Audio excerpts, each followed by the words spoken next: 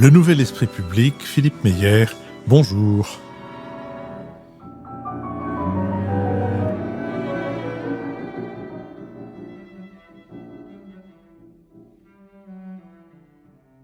Bonjour et merci de nous avoir rejoints pour ce nouveau Nouvel Esprit Public qui prend la forme d'une thématique autour de Georges Pompidou et avec Jérémy Gallon, que nous avions eu déjà le plaisir de recevoir pour son livre sur Henry Kissinger et qui signe un Georges Pompidou, l'intemporel, aux éditions Gallimard. Pour réagir à ce livre et interroger Jérémy Gallon, sont réunis autour de cette table Nicolas Bavrez, essayiste et avocat, Mathias Fekl, ancien ministre de l'Intérieur et avocat, Marc-Olivier Padis, directeur des études de la Fondation Terra Nova, et Lucille Schmitt, vice-présidente de la Fabrique écologique.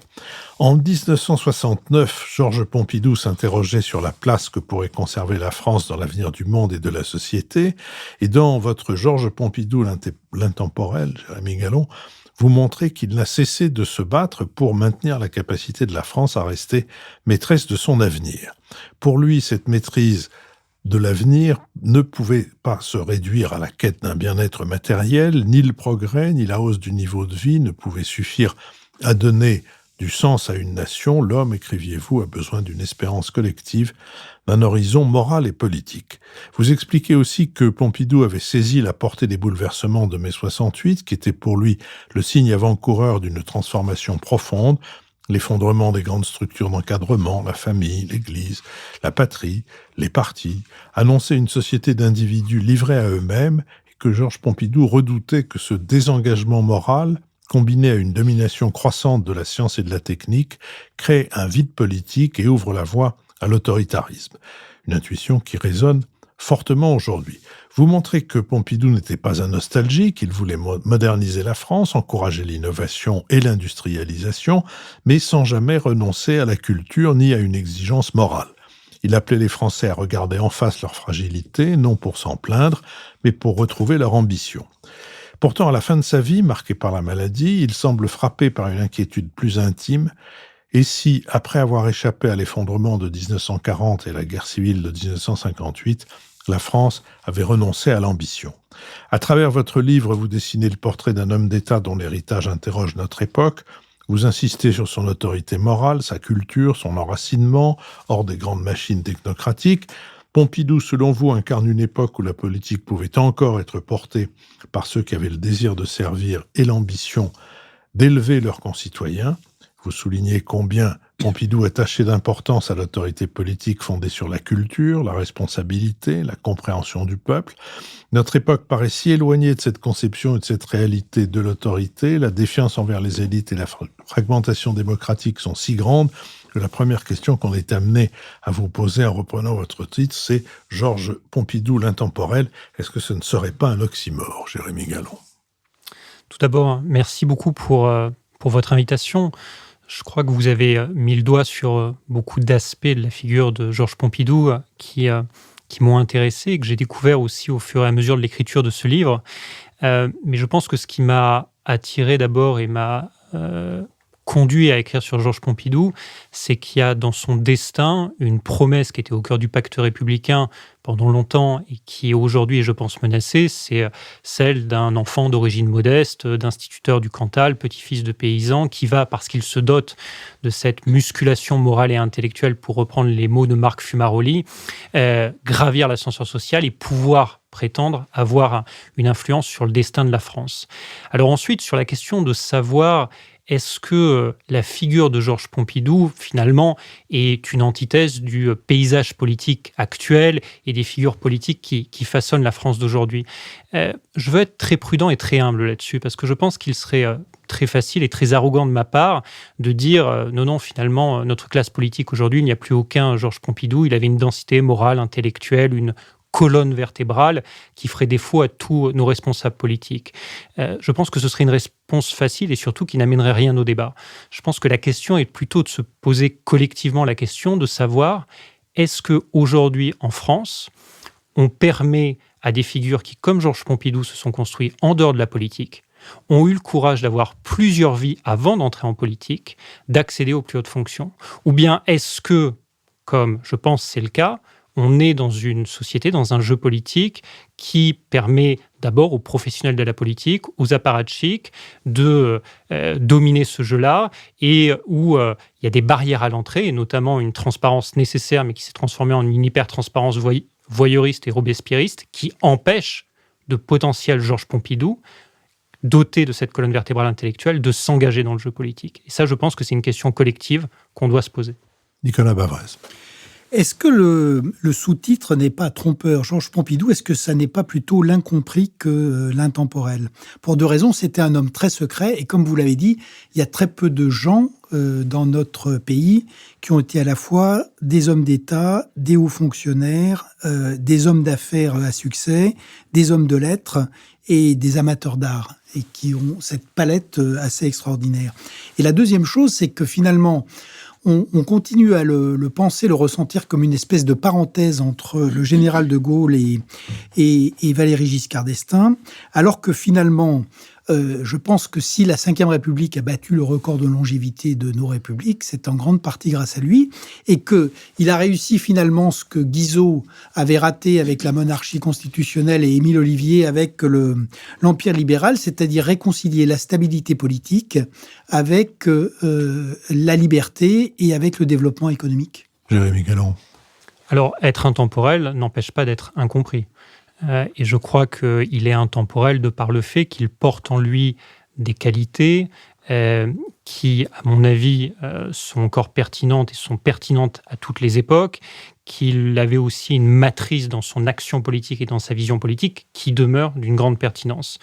Ensuite, là où je suis d'accord avec vous, c'est que je pense que son action a été souvent caricaturée.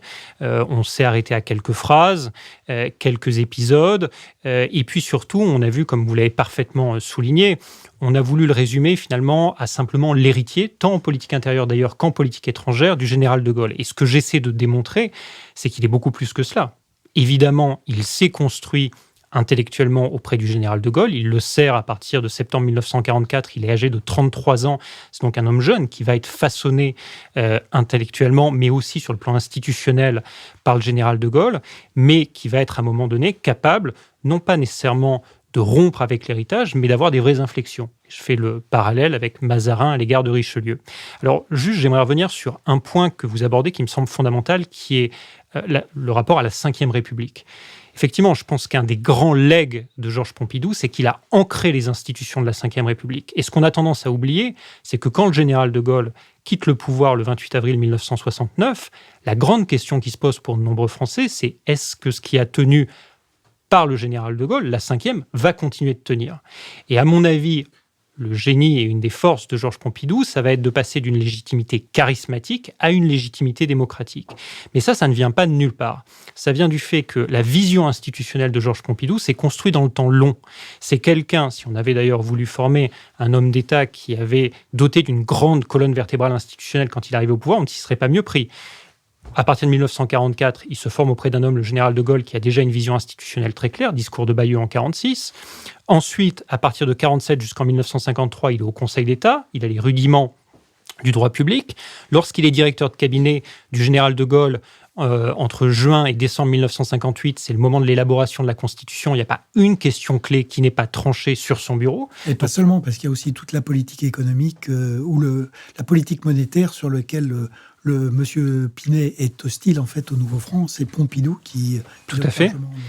Et puis ensuite, il est nommé au Conseil constitutionnel.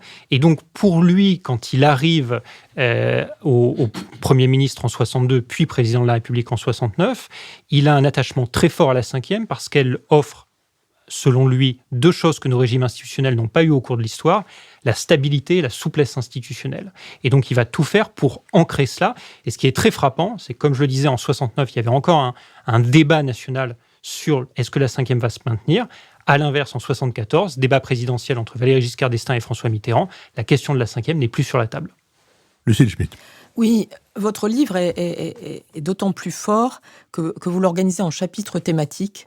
Et c'est donc pas une chronologie de la vie de Georges Pompidou, ce sont des chapitres rue d'Ulm, modernisateur, poésie, De Gaulle, Léopold Sédar Senghor. Donc ça permet en fait d'envisager les différentes facettes de cette personnalité, et ça, je trouve que c'est assez fort. Moi, je voulais vous interroger sur le goût de la poésie de Georges Pompidou, parce que vous venez de dire qu'en fait, il faudrait donner l'accès à des profils différents en politique, mais vous nous décrivez un profil qui était tout de même très particulier dans ses talents, dans sa manière d'être, dans son caractère auvergnat, sur lequel vous insistez.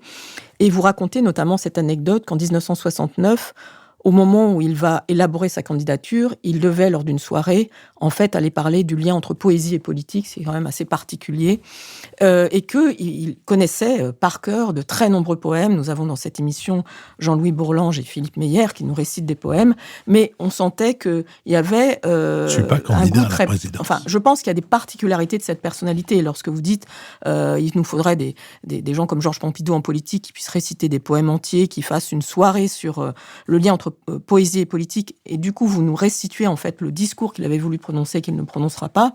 C'est assez extraordinaire. Vous parlez de Baudelaire, etc.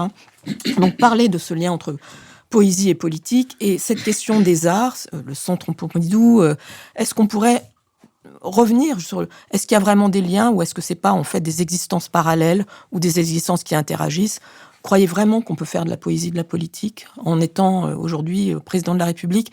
Rappelons-nous qu'Emmanuel Macron, en 2019, a expliqué qu'il avait des liens, en fait, dans la personnalité avec Pompidou, peut-être dans cette relation à la littérature ou à la culture. Mais là, c'est particulier, ce que vous décrivez. Jérémy Galland. Je pense que chez Georges Pompidou, la culture n'est d'abord jamais exhibée. Il a un rapport très pudique à sa culture. C'est un être, c'était Kissinger qui disait, c'est un être suprêmement cultivé, mais il n'en fait jamais étalage. Et la culture, c'est d'abord, dans tous ses aspects, un immense plaisir personnel pour lui. Elle l'a effectivement façonné depuis qu'il est jeune homme, tout au long de sa vie. Ça va être un refuge parfois, mais toutes les formes d'art. La poésie, bien évidemment, mais la peinture, grand amateur d'art moderne et d'art contemporain, mais aussi l'opéra, même la mode. Claude Pompidou l'avait ouvert à la mode. C'est un être qui avait une curiosité intellectuelle assez incroyable. En ce sens, c'était un esprit européen au meilleur sens du terme. C'était une curiosité intellectuelle permanente. Je pense que la poésie, effectivement, le façonne dans son quotidien. C'est quelqu'un, par exemple, quand il conduisait, il adorait réciter, quand il était seul dans sa voiture, des poèmes, etc. Le week-end, son fils raconte qu'à Orvilliers, il adorait partir dans de longues récitations de poésie. Donc, c'est vraiment quelque chose qu'il a façonné. Et d'ailleurs, si on fait un parallèle avec Léopold Sédar Senghor, Pompidou est un jouisseur de la littérature. Là où Senghor va être quasiment un artisan de la littérature, va écrire, etc., il n'y a pas la volonté d'écrire une œuvre chez Pompidou. Là où je pense qu'il y a un lien très fort entre poésie et politique, et plus généralement entre littérature et politique chez Pompidou, c'est qu'elle nourrit vraiment sa réflexion.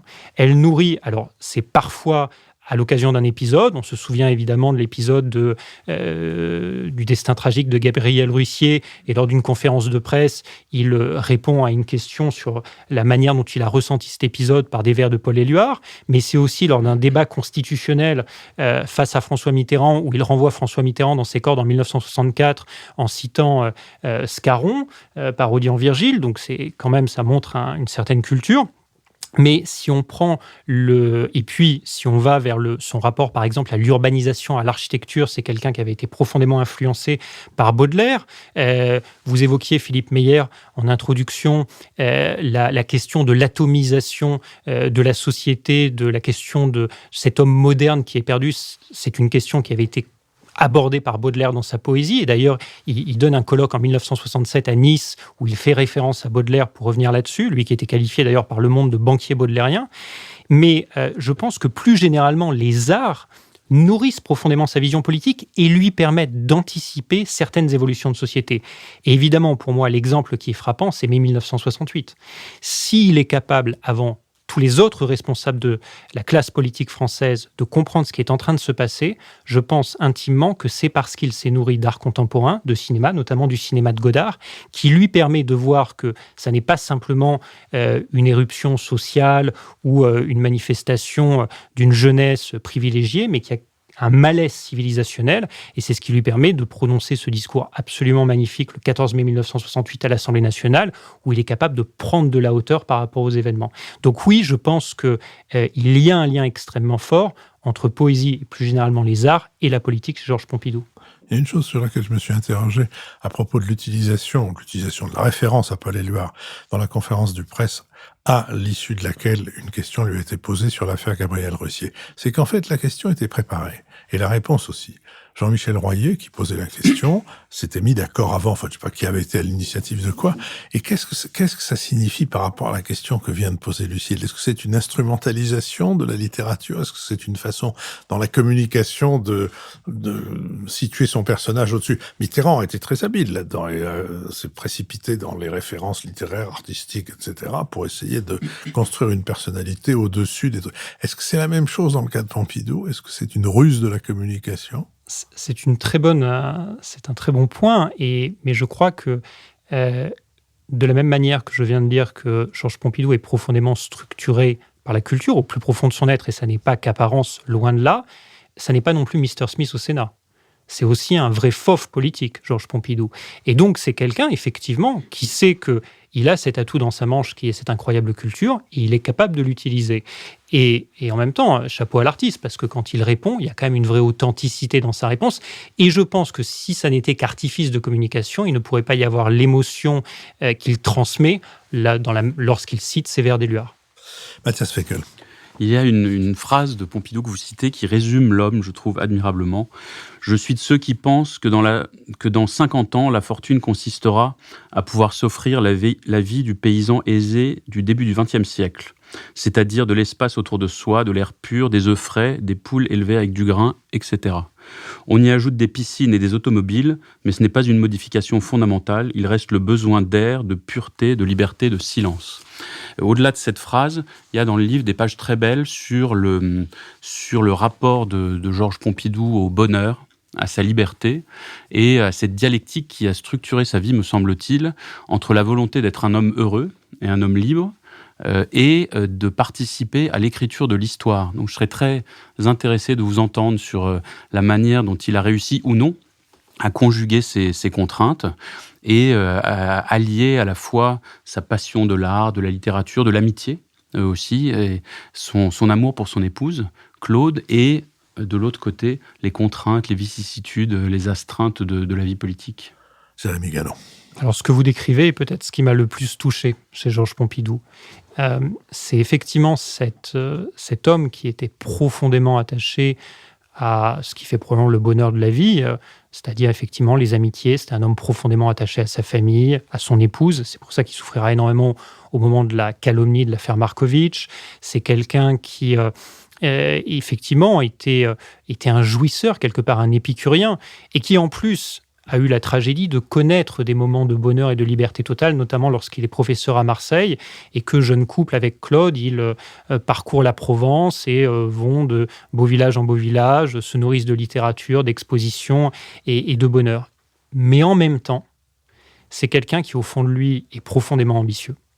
Et donc, il ne va pas, contrairement peut-être à ce qu'aurait voulu Claude, se satisfaire de cette vie. Et donc, c'est pour ça qu'il va vouloir revenir à Paris, parce qu'il sent qu'il est appelé à un destin. Il veut, alors pas nécessairement accéder aux plus hautes fonctions, c'est pas quelqu'un qui a cette ambition très jeune, mais il veut servir, il veut jouer un rôle dans l'histoire de France.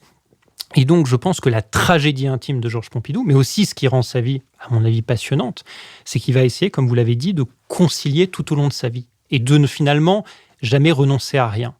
Et ça va être un des drames, parce qu'il va s'apercevoir, lorsqu'il sera au pouvoir, qu'effectivement, il aura la satisfaction d'avoir une prise sur les choses, de faire l'histoire. Et puis, il le dit, rejoindre De Gaulle juste après la Seconde Guerre mondiale, c'est pour ne faire rien que moins que refaire la France, pour reprendre ses mots. Donc, c'est absolument extraordinaire. Mais en même temps, être au sommet du pouvoir, c'est vivre en marge du bonheur. Et donc, ça, il va le ressentir jusqu'au bout. Et je trouve que c'est très touchant parce que contrairement à d'autres figures politiques dont on sent qu'elles ont accédé au sommet, mais ça s'accompagne de cynisme, voire d'une âme desséchée, jamais chez Pompidou, même au sommet du pouvoir, l'âme ne se desséchera. C'est quelqu'un qui demeurera profondément humain. Et même par rapport à général de Gaulle. Et là, je ne veux pas caricaturer le général de Gaulle et en faire un monstre froid, mais le général de Gaulle disait toujours à Georges Pompidou « Soyez dur, Pompidou, soyez dur ». Et je pense qu'il y avait une dureté, un rapport à la raison d'État qui était différent chez les deux hommes. Il me semble que les pages que j'évoquais et dont vous parliez devraient être lues à la fois par tous ceux qui veulent se lancer en politique, pour le faire à bon escient, savoir à quoi ils s'engagent, mais aussi par tous ceux qui passent leur vie à cracher sur les femmes et les hommes engagés, parce que vous montrez, je trouve, de manière très percutante, justement, les sacrifices, les contraintes et tout ce qu'on perd en s'engageant, tout ce qu'on apporte aussi, bien sûr. Marc-Olivier Padis.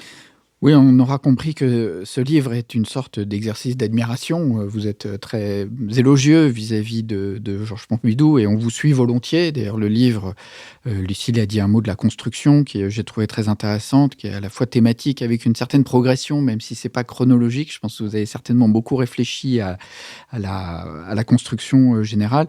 Moi, je voudrais apporter une note un peu critique dans ma question. Ce que je trouve le plus intéressant chez Pompidou, il y a quelque chose sur cette manière de sortir du gaullisme, cette transition. Vous avez parlé, tout en consolidant un héritage gaulliste, vous avez parlé à propos des institutions. Il y a quelque chose dans la langue aussi, c'est-à-dire cette nécessité de sortir de l'épopée gaulliste, de ce grand style, sans tomber dans le jargon technocratique, mais en gardant une simplicité d'expression dont on sent que c'est une simplicité conquise sur une richesse du rapport à la langue. Donc, Lucile vous a déjà interrogé sur le rapport à la poésie. Moi, je voudrais revenir de façon plus critique sur Mai 68, par exemple, ce que vous avez dit sur sa capacité à prendre de la hauteur. Moi, je ne suis pas tellement fasciné par ce discours. Je trouve que, justement, en parlant de crise de civilisation, il noie le sujet. Je trouve qu'il ne prend pas tellement de hauteur. Il se disperse, il s'évapore dans les hauteurs, si on peut dire, parce que vous avez dit il avait anticipé. Justement, non, il n'a pas anticipé. C'est-à-dire que cet homme qui pense que la France doit faire le pari du développement économique, de l'industrialisation, ne voit pas que ça doit s'accompagner par un effort de formation et que cet effort de formation, même s'il en parle sur la formation technique, etc., mais ce qui s'est passé, on pourrait parler de mai 68, on pourrait y consacrer plusieurs émissions, bien sûr, mais il y a un aspect qui est quand même très simple, c'est que on a développé la population scolaire sans prendre garde au fait que tous ces bacheliers allaient se retrouver à l'université. Et Pompidou, qui ne connaissait pas l'université, c'est un cagneux, c'est un normalien, finalement ne comprend pas que cette population universitaire qui arrive, elle a effectivement des conditions de vie, des aspirations, une agitation politique que personne n'a anticipé. Donc là, il y a une espèce d'inconséquence. Et donc, est-ce que tout le monde a des angles morts ? C'est pas une critique, je dirais, excessive. Où est l'angle mort de Pompidou ? Rémi Gallon. Alors, il a des angles morts, évidemment, comme tout dirigeant, mais je ne les verrai pas nécessairement là où vous les avez vus. Je pense que le discours du 14 mai 1968, effectivement, il vise à prendre de la hauteur, mais ce qui est extraordinaire, c'est qu'il faut l'inscrire dans un contexte où, par ailleurs, au quotidien, dans les heures qui suivent et les heures qui précèdent, c'est le renard de Machiavel, Pompidou. C'est-à-dire qu'il gère extrêmement bien la crise d'un point de vue pratique. Il apaise, il bâtit des alliances, il empêche que y ait une conjonction du mouvement avec le Parti communiste. Et donc, en fait, il va extrêmement bien gérer, même au moment des accords de Grenelle, la gestion de la crise au quotidien. Et d'ailleurs, c'est lui qui va la gérer, puisque le général de Gaulle part en Roumanie, et donc c'est lui qui est aux commandes. Donc il y a, je trouve, dans la gestion même de la crise par Georges Pompidou, et d'ailleurs les Français vont lui en savoir gré, puisque je pense que pour les Français, c'est le moment où il apparaît comme le successeur naturel du général de Gaulle et incarne vraiment l'homme d'État, c'est-à-dire cette combinaison entre la capacité à prendre de la hauteur et en même temps une capacité, en tant que Premier ministre, à gérer cette crise au quotidien. Sur la modernité, son rapport à la modernité, je pense que ça serait lui faire une accusation, à mon avis, injuste que de penser que, dans la vision de Georges Pompidou, la modernité est dépourvue d'humanité. Je pense qu'il y a au contraire la volonté que la modernisation du pays, sur le plan industriel, mais plus en général, soit très humaine. Et d'ailleurs, elle va s'accompagner sous Georges Pompidou de réformes extrêmement importantes sur le plan économique, d'une transformation complète du tissu économique, mais en parallèle, il va y avoir des réformes sociales, mensualisation, réforme des retraites, un certain nombre d'allocations pour les personnes handicapées, pour les personnes en situation de vulnérabilité, etc., notamment menées par Jacques Chaban-Delmas lorsque celui-ci sera Premier ministre. Et là où je vous rejoins, ça sera peut-être un certain nombre de leçons tirées d'ailleurs de mai 68, qui, à mon avis, sont très importantes.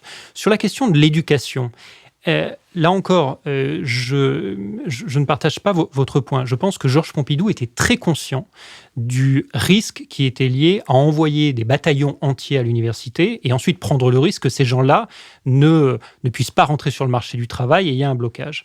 Et c'est la raison pour laquelle il a toujours soutenu de manière extrêmement importante l'apprentissage et l'enseignement professionnel, parce que notamment il regardait de très près ce qui se faisait en Allemagne déjà à l'époque, et qu'il avait une obsession, c'était que la France soit plus compétitive que l'Allemagne sur le plan industriel, soit la première puissance industrielle européenne.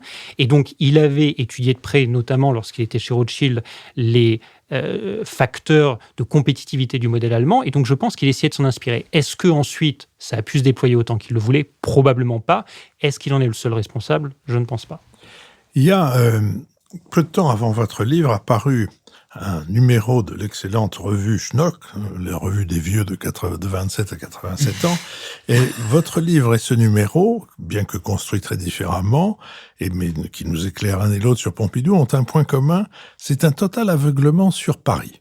Sur la manière dont Pompidou s'est occupé, si on peut de Paris. C'est-à-dire la destruction des pavillons de Baltard, après des tours de passe-passe juridiques qui sont d'une grande indécence pour quelqu'un qui a été conseiller d'État et membre du Conseil constitutionnel, c'est-à-dire la tour du commerce international à la place de ce pavillon de Ledoux qui sert aujourd'hui d'écrin aux collections de Monsieur Pinault, et la construction à la place de la gare d'Orsay d'un palais des congrès confié à peu près comparable à celui qu'on peut voir à la Porte Maillot, dont on peut voir que vraiment l'architecture doit davantage à Jean-Claude Decaux qu'à Vitruve. C'est une parfaite indifférence à cette destruction, une parfaite incompréhension de l'urbanité. J'en ai encore de l'indignation dans la voix, parce que je me souviens de ce que Louis Chevalier, son camarade à l'école normale, et l'historien de Paris magnifique, qui avait écrit sur cet assassinat de Paris, il y a une lettre, pour quelqu'un qui est sensible à l'écriture et aux mots, il y a une lettre pathétique de Louis Chevalier à Georges Pompidou, en lui demandant d'arrêter, de réfléchir à ce qui est en train de se passer. Il s'en tamponne le coquillard, pour parler comme la revue Schnock, qui évite soigneusement. Alors d'abord, ma première question, c'est comment avez-vous pu éviter cet aspect si important de l'action de Pompidou, et comment, si je vous mets sur ce sujet, comment pouvez-vous en justifier à la fois la brutalité et l'aveuglement? Alors, je vous attendais sur ce terrain, Philippe Meyer, et je ne suis donc pas surpris. D'abord, dans le chapitre esthétique, je reviens sur le fait que je pense qu'effectivement, et dans le chapitre consacré à la modernité, un des paradoxes que j'ai trouvé, peut-être un des angles morts, pour reprendre votre expression, de Georges Pompidou, c'est que cet homme est incroyablement attaché à la beauté dans le quotidien, dans son rapport à l'art, à la littérature, etc. Et en même temps, ces années Pompidou sont en matière d'urbanisation. Vous avez souligné à Paris, mais sur l'ensemble du territoire, à bien des égards, un moment d'enlaidissement. C'est pas simplement Paris, c'est aussi énormément... Mais à Paris, c'est lui qui décide. Ouais. C'est toutes les cochonneries qui ont été construites autour des grandes villes, les centres commerciaux et tout ça, ça dépend pas du président de la République.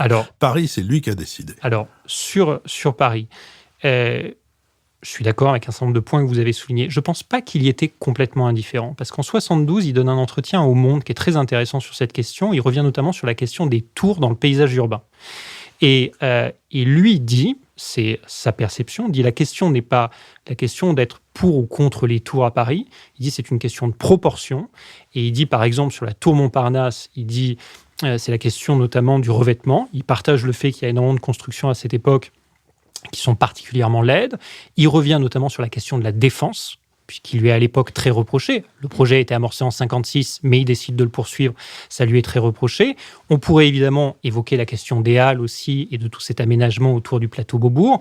C'est un choix aussi qu'il fait de créer ce grand espace culturel artistique. Je ne suis pas en train de dire que je suis nécessairement d'accord avec les choix urbains. Pardon, les halles, c'est pas du tout un espace culturel et artistique, c'est un espace exclusivement commercial. Il n'y a pas l'ombre d'un mètre carré qui soit utilisé dans les anciennes halles. Son ambition au départ, c'était de faire du quartier du plateau Beaubourg jusqu'aux Halles. Son ambition, et il le dit dans l'entretien au Monde, c'est il a l'espoir que ça devienne un grand espace. En un grand 72, quartier. les Halles sont déjà détruites. Je veux dire, le cadavre est froid. Mais à terme, à la suite du centre Beaubourg. Donc je pense que là où je suis d'accord avec vous, il y a bien des réalisations architecturales à cette époque, je ne partage pas, mais je pense qu'il est quand même conscient de cette question, et tout du moins, il y réfléchit.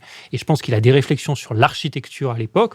On est d'accord, pas d'accord, mais je pense qu'il y avait réfléchi. Les Halles n'est pas un problème d'architecture simplement, c'est un problème d'urbanisme, c'est un problème d'avoir compris ce que c'est qu'une ville et d'avoir compris ce que c'est qu'une ville comme Paris et ce que l'histoire d'une ville comme Paris oblige à prendre en considération. C'est ce que Louis Chevalier essaye de lui expliquer du haut d'une science, comme peu de gens en ont. Louis Chevalier était à la fois un intellectuel, un historien et en même temps un praticien de Paris. Louis Chevalier pouvait aller dans tous les bars corses de Montmartre et y être connu et reconnu. Donc, en ce qui me concerne, le crime contre l'urbanité qu'a commis Pompidou est une chose, je pense que d'ailleurs, ça s'est entendu au ton de ma voix, est une chose impardonnable.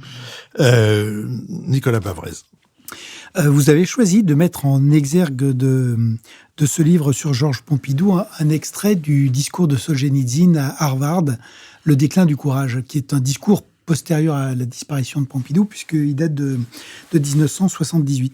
Et ce qui est intéressant, c'est que le soir même de la disparition de Georges Pompidou, c'est aussi sur le courage qu'insiste celui qui a été un de ses grands adversaires, c'est François Mitterrand, qui lui rend hommage, mais tout en soulignant son courage. Alors, c'est un courage paradoxal parce que ça lui sera beaucoup reproché par rapport à la plupart des gaullistes, il n'a pas été résistant. Il a eu une vie plutôt facile jusqu'en 67. Effectivement, à partir de 67, les difficultés s'accumulent. Il y a la crise de 68, il y a ensuite l'affaire Markovic, il y a une succession compliquée du général de Gaulle, une société française qui est quand même menacée d'éclatement et beaucoup plus travaillée par la violence que ce qu'on imagine aujourd'hui. Et puis évidemment, il y a la maladie. Et je voulais vous demander pourquoi, alors que effectivement c'est un point sur lequel insiste aussi Édouard Balladur dans ses mémoires, pourquoi vous n'avez pas choisi de faire une entrée sur le courage pour Georges Pompidou. Et le deuxième aspect, je pense, de la référence à Solzhenitsyn, c'est le côté un peu visionnaire sur la crise de la société occidentale, avec quand même ces extraits du Nœud gordien qui sont impressionnants, puisque c'est écrit à l'automne 68. Et à l'automne 68, Pompidou écrit « Le fascisme n'est pas si improbable. Il est même, je crois, plus près de nous que le totalitarisme soviétique. À nous de savoir si nous sommes prêts à l'éviter. » Et on sait aussi que la référence au Nœud gordien, c'est ce qu'il disait, la question est de savoir si cela sera... Quelqu'un tranchera le nœud gordien et la question est de savoir si cela sera en imposant une discipline démocratique, garante des libertés, ou si quelque homme fort et casqué tirera l'épée d'Alexandre. Et notre siècle, c'est celui des hommes forts et casqués. Jérémy Gallon. Alors, sur la question du courage, je pense que c'est un thème qui est en filigrane tout au long du texte. Et donc, je ne souhaitais pas peut-être revenir sur un chapitre précis, parce que je pense que à travers toute son action, la question du courage se pose. Juste peut-être revenir sur quelques éléments. Effectivement, ça n'a pas été un résistant. Ou tout du moins, ça a été un résistant passif, pour reprendre son expression. Et je pense que c'est un élément fondamental. C'est un élément fondamental parce que d'abord, la première question qu'on peut se poser, c'est pourquoi dans une France d'après-guerre, où le comportement, où la valeur des hommes était souvent jugée à l'aune de leur comportement durant la Seconde Guerre mondiale, le général de Gaulle prend pour collaborateur le plus proche un homme qui n'a pas résisté. C'est quand même un paradoxe en apparence absolument extraordinaire. Mais je pense que ça va aussi être, au fond, une matrice intime de Georges Pompidou. Parce que je crois profondément, alors, il ne l'a pas écrit, mais qu'au fond de lui, il sait que son attitude, si elle n'a pas du tout été médiocre durant la Seconde Guerre mondiale ou déshonorable, mais elle n'est pas à la hauteur de l'homme qu'il aspire à être. Et je pense que après la Seconde Guerre mondiale, sa volonté de servir la France, de se dépasser, va venir du fait que je pense qu'il veut quelque part au fond de lui rattraper ce qu'il n'a pas fait durant la Seconde Guerre mondiale. Et donc ça, je pense que c'est une matrice extrêmement importante chez lui. Sur la question du rapport de la crise de la société occidentale c'est effectivement un point qui me semble absolument fondamental. Et là, on en revient au point que Philippe Meyer soulignait en introduction de cette émission, c'est-à-dire cette idée qu'il pressent, Georges Pompidou, que l'effondrement des principes, des structures traditionnelles de notre société, la famille, les partis, la patrie, l'Église, parfois justifiée d'ailleurs, mais laisse l'homme sans principe, sans valeur auquel s'accrocher. Et il dit le risque, c'est effectivement d'aller vers une atomisation de la société, une société anarchique où l'individu privé de repères, et notamment privé des principes d'autorité et de responsabilité, va se sentir perdu. Et il dit dans ce contexte-là, effectivement, le risque, ça va être un moment de passer vers la tentation de l'homme fort, du retour des autoritarismes. Et donc, c'est ce que vous aviez d'ailleurs parfaitement théorisé avec la démocratie libérale et le retour de ce phénomène-là. Et en ce sens, il est incroyablement prescient, parce que à l'époque où il prononce ces mots, la crainte, notamment chez les élites politiques de son temps, c'est plutôt le totalitarisme soviétique. Et lui, à l'inverse, autre point qui nous rapproche de Solzhenitsyn, c'est quelqu'un qui, et c'est un parallèle avec Kissinger, qui avait, je pense, très bien compris que finalement une politique de détente, telle qu'elle avait été amorcée par le général de Gaulle, portait en elle les germes de l'effondrement à terme du totalitarisme soviétique, parce qu'il disait, entre le système capitaliste et le système soviétique, si les deux s'ouvrent l'un à l'autre, lequel va finir par se corrompre le premier? Et cet être qui avait profondément foi dans la liberté, qui était Georges Pompidou, était absolument convaincu que celui qui allait se corrompre en premier, c'était le système soviétique. Lucille Schmid. Oui, ce qui est assez passionnant aussi dans votre livre, c'est les portraits des autres. C'est-à-dire qu'il n'y a pas seulement le portrait de Georges Pompidou, il y a aussi les portraits de Jacques Chirac, de François Mitterrand, de Jacques Chaban-Delmas, qui est un portrait absolument, comment dirais-je, assassin d'une certaine manière, enfin montrant comment Chaban-Delmas a au fond toutes les qualités que n'a pas Georges Pompidou, ses qualités de séduction, ses qualités de joueur de tennis et ses qualités d'invention de la nouvelle société portée avec Jacques Delors, mais comment l'inimitié entre les deux hommes va en fait se faire sur ces questions de personnalité. Moi, je voulais revenir sur la construction européenne et sur ce que vous dites d'Edouard Ries, c'est-à-dire que là, il y a une scène absolument assez drôle d'ailleurs dans votre livre sur un moment où ils sont tous les deux avant le sommet européen, au Royaume-Uni, et comment chacun veut s'habiller correctement, que Pompidou se dit il faut que je m'habille correctement parce qu'Edouard Ries est extrêmement élégant et donc il se demande s'il se met une tenue de sport ou un costume, et puis l'autre va faire exactement l'inverse, et puis finalement, ça va leur permettre de nouer une forme d'amitié. Et vous montrez ainsi comment, d'une certaine manière, cette construction européenne et cette entrée du Royaume-Uni dans l'Europe a pu se nouer autour de relations qui pouvaient être des relations, en fait, qui avaient une force amicale, ou en tout cas humaine, une épaisseur humaine dans la relation politique. Donc je voulais que vous reveniez sur cette question de l'entrée du Royaume-Uni dans l'Union européenne. Après, vous expliquez que ça avait été un des grands échecs, en fait, de Pompidou, puisque lorsqu'il organise un référendum sur l'entrée du Royaume-Uni dans la communauté économique européenne, la participation à ce référendum va être beaucoup plus faible que prévu, parce que les oppositions veulent, en fait, emmerder Pompidou. Et donc là, vous décrivez quelque chose d'une sorte d'espoir un peu brisé.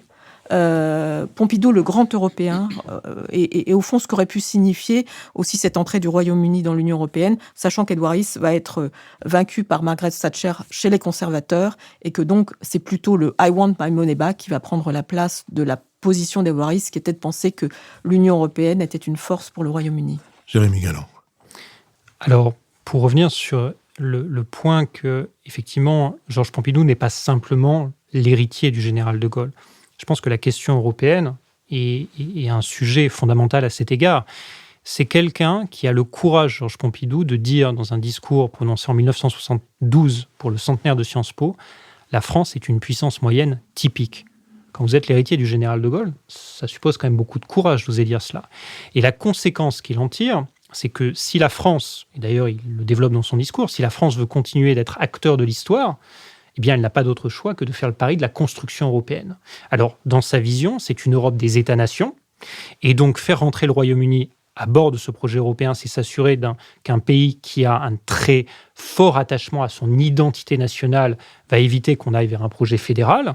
C'est le premier point. Et puis le deuxième point, c'est que dans sa logique, c'est aussi l'Europe occidentale. Parce que par définition, à cette époque-là, toute l'Europe centrale de l'Est est sous le joug soviétique. Et donc, si elle veut atteindre la taille critique qui lui permet de décrire l'histoire, il faut absolument mettre le Royaume-Uni à bord. Et là, vous avez tout à fait raison, la relation personnelle qu'il entretient avec Edward Heath joue un rôle fondamental, d'autant plus que, par opposition, la relation avec Willy Brandt, à l'époque, n'est pas bonne. Il y a une inimitié entre les deux hommes. Et donc, même s'il est conscient qu'il faut nourrir le couple franco-allemand, que l'inimitié entre un chancelier allemand et un président français ne doit pas conduire à une altération complète du couple franco-allemand. Et je pense qu'en ce sens, d'ailleurs, c'est un homme d'État parce qu'il est capable de voir qu'au-delà des enjeux personnels, il y a quand même des structures à garder dans la politique étrangère française. Il faut aussi s'appuyer sur le Royaume-Uni. Et donc, il va faire entrer le Royaume-Uni à bord. Un point sur lequel j'aimerais revenir quand même, c'est qu'on dit souvent « Ah, c'est finalement... » alors pour certains qui se disent des gaullistes patentés, une trahison de l'héritage du général de Gaulle, ou à l'inverse, certains qui font le constat que c'est simplement une rupture avec le général de Gaulle. Moi, j'essaie de démontrer que ça n'est pas nécessairement le cas, parce que en fait, le général de Gaulle met 2 fois le veto à l'adhésion du Royaume-Uni dans les communautés européennes, mais c'est pas un veto idéologique et dogmatique. C'est un veto parce qu'il considère, et d'ailleurs, je trouve que ça résonne beaucoup avec tous les débats actuels sur l'élargissement de l'Union européenne, parce qu'il considère que les communautés européennes à l'époque ne sont pas assez solides, assez structurées pour faire entrer un Royaume-Uni qui, à l'époque, est en grande difficulté économique. Et donc, le général de Gaulle, d'ailleurs dans un entretien avec Christopher Soms, peu avant de quitter le pouvoir en 69, lui dit « Si vous continuez économiquement de vous redresser petit à petit, à un moment donné, les conditions seront réunies. » Et Pompidou va faire le constat que les conditions sont réunies. Autre point, juste, je trouve intéressant et qu'on a peut-être oublié, c'est que nous, dans une perspective parfois très française, je dirais presque franchouillarde, on a tendance à voir uniquement le Royaume-Uni comme le cheval de Troie des Américains au sein du projet européen.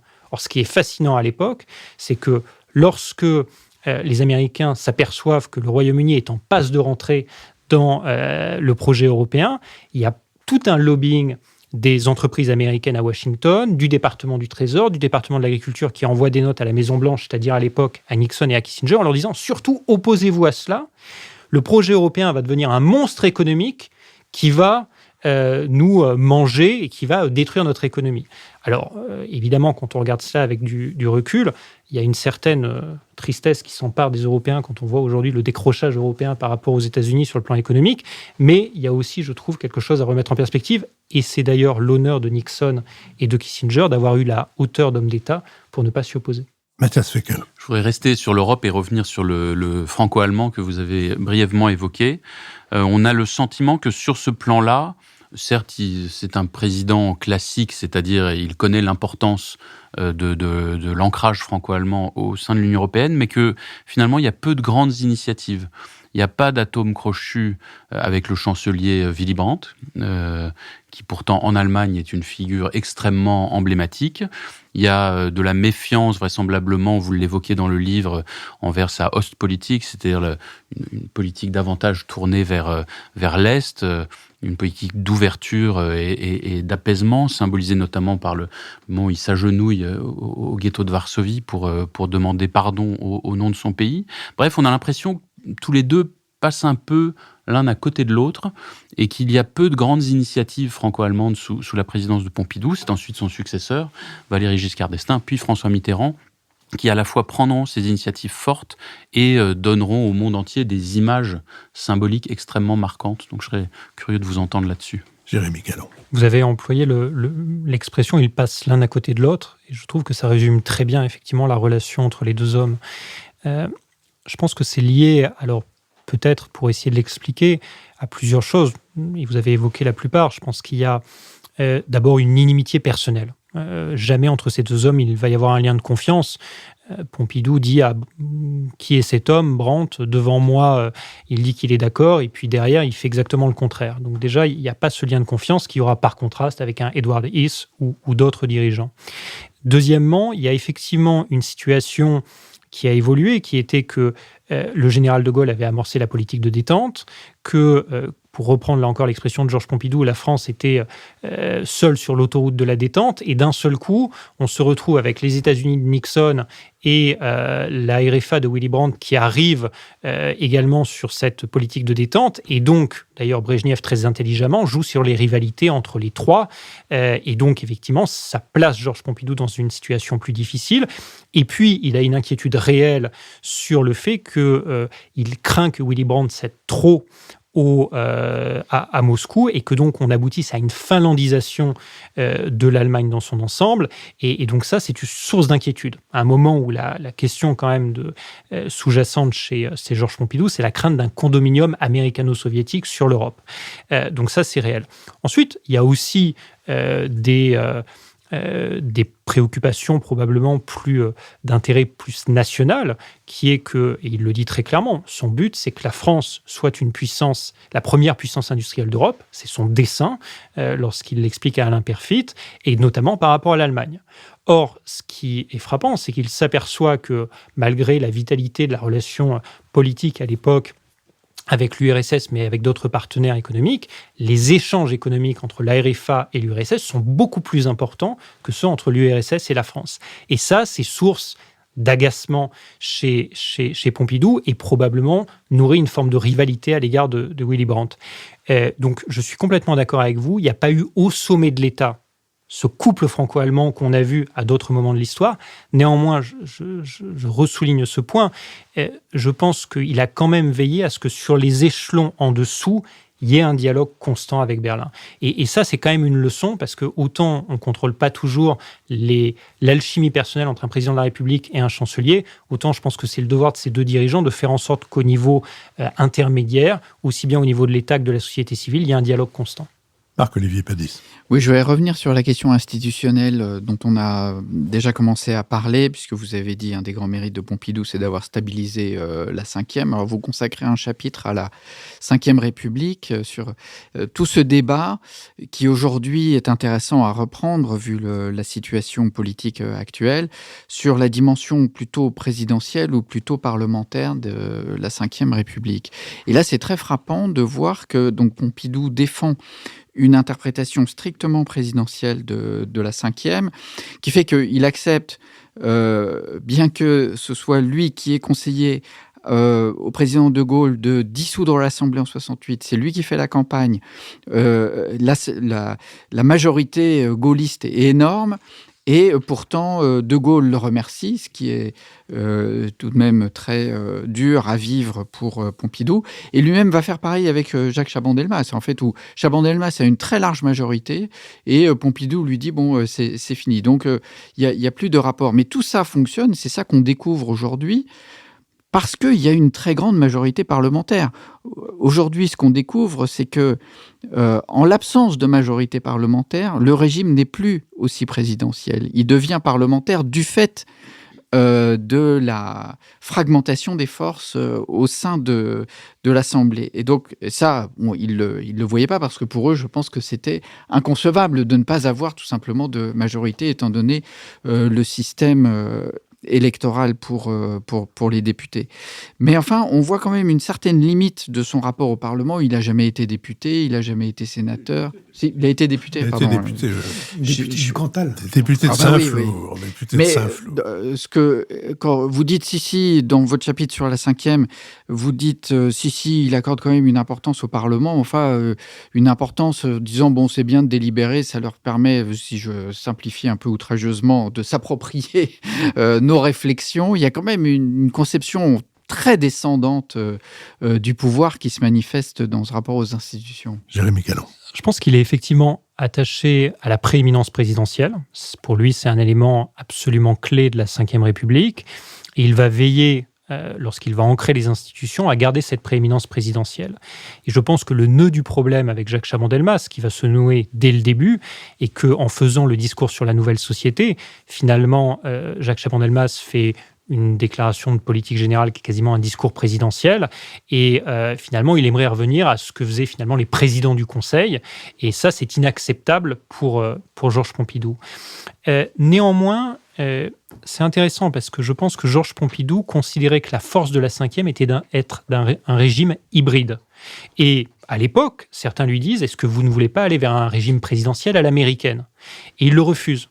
Il a cette très belle formule, il dit les corneaux sont souvent plus intelligents que les chiens de pure race, et donc il y a quelque chose de semi-présidentiel dans la 5e qu'il trouve extrêmement intéressant. Par ailleurs, je suis convaincu que sur le Parlement, et il a d'ailleurs écrit dessus dans le Nœud gordien, il avait un vrai respect du travail du Parlement et que pour lui, peut-être une des erreurs du général de Gaulle à la fin était de ne pas avoir accordé assez d'importance aux deux chambres. Et donc il dit, le Parlement ne doit surtout pas être une chambre d'enregistrement des volontés de l'exécutif. Alors, pour reprendre votre expression d'angle mort, pour revenir, peut-être qu'un des angles morts, c'est la différence entre ce qu'il a théorisé de manière remarquable, je trouve, dans le Nœud gordien et sa mise en œuvre. Et notamment sur le rôle du Premier ministre. Dans le Nœud gordien, il dit que le rôle du Premier ministre est essentiel, il est de gouverner. Et en fait, et c'est Marie-France Garot qui, avec son art de la formule, l'avait très bien résumé, ce qui s'est passé avec Jacques Chaban-Delmas, c'est en partie la faute de Pompidou. Parce qu'il a nommé quelqu'un à Matignon qu'il voulait simplement être un ministre des Relations avec le Parlement. Et en fait, Pompidou, qui avait été Premier ministre, a voulu continuer de gouverner. Et alors, effectivement, là, le fait qu'il maîtrise souvent mieux les dossiers que Chaban, qu'il travaille plus que Chaban, etc., l'a incité à continuer.